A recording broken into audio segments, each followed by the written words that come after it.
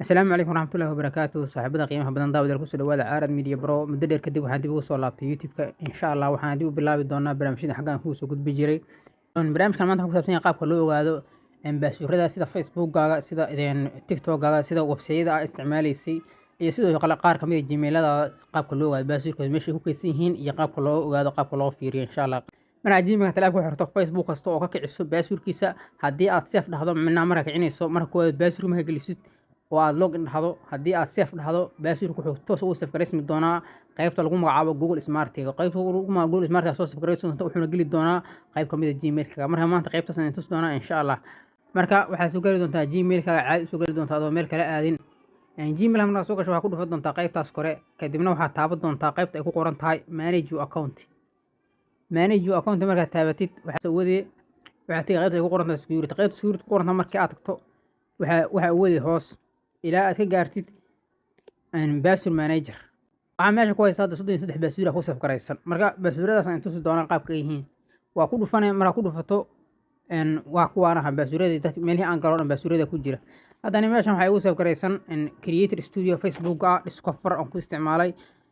Duolingo oo application wax laga bartaa ku isticmaalay waxaa sidoo kale ku saf garaysan index san u jeedaan 7 kamid ah Gmail account-iskayga baasuurada 7 kamid ah ugu saf garaysan GitHub oo kale waxa ugu saf garaysan 2 account ugu saf garaysan live.com kaas 3 account asna uga jira 3 account ugu saf garaysan marka dhammaan waxaad ka ogaa kartaa ciwaanada isticmaashay iyo baasuurkooda waa kuwaanaha Wikipedia 2 accounts TikTok account ku jira Twitter account ku jira Study.com account ku jira Rumble account uga jira marka halkaas waxaa ka ogaa doontaa dhammaan akoonnada aad isticmaashay markaas waa kanaha OpenAI oo macnaha ChatGPT-na waxaa uga jira account uga jira marka dhammaantood halkan ugu soo tusay xaggan ugu jiraan ku saf gareynaa qaybta saf gareynaysana waxaa la dhahaa Google Smart-ga soo qaaday baasuurka saa meesha ku soo saf gareeya markii aad login meel kasta dhahdo waxa lagu leeyahay save haddii nidna dhahdo la saf gareeyma laakiin hadda save aad dhahdo xaggan u gala marka taas waxay ka dhigan tahay haddii qof saaxiibka ka qaadid telefoon aad ka qaadid ee aad ka kicisid Facebook aad ka kicisid toos already wuxuu haystaa baasuurka uu haystaa wuxuuna awood u leeyahay in Facebook aad dib u kiciyo ama uu ka jabsado haddii uusan ahayn qof aad u qarsoon tahay ha ka kicin telefoonka baasuurka ha ka kicin Facebook telefoonkiisa ha ka kicin qof aad ugu qarsoon tahay hadduu ahayn Facebook telefoonkiisa ha ka kicin haddii aad ka kiciso xataa waxa xataa qaybta save taaban marka aad login dhahdo wuxuu ku leeyahay qaybna save ku saaray qaybna nadno ku saaray qaybta nadno ku qoran tahay taabo si marka hadhow uga baxdo oo toos uga baxo macnaha uusan u save gareysmay haddii aad save dhahdo Gmail-ka sa telefoonkiisa ku xiran wuxuu qaadi doonaa baasuurkaaga wuxuu soo geli doonaa qaybtan ku soo save gareyn doonaa marka si ay taas kugu dhicin ka digtoonaaw marka la soo telefoon qof leeyahay inaad ka kicisid account-iskaaga see uga ilaali kartaa Gmail-kaaga in qof telefoonka ka qaado oo Gmail-kaaga kadibna uu xagga iska soo ogaado baasuurada ka soo ogaado simple way fududahay telefonkaaga qofka duusi uusan aqoon baasuurka lagu furo ma geli kara qaybtan marka uu ku dhufta waxa la weydiin doonaa inuu baasuurka u galiyo haddii baasuurka uusan qofku aqoon u lahayn baasuurka telefoonka lagu furo ma geli karo haddii uu baasuurka telefoonka lagu furo oo qofku aqoon u leeyahay hal mid uu badbaadi kartaa waxaa tagi Play Store-ka kadibna waxaa la soo degay application-kan lagu magacaabo Upload